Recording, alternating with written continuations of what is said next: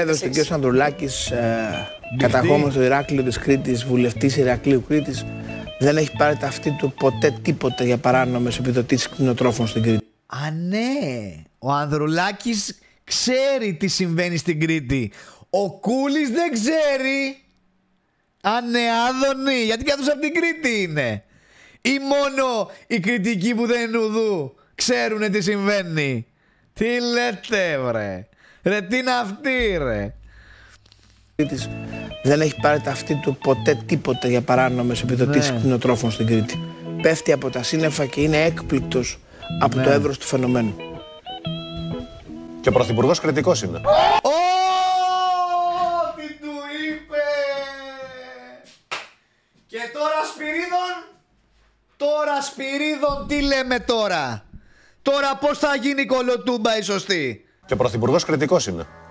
Από την άλλη μεριά.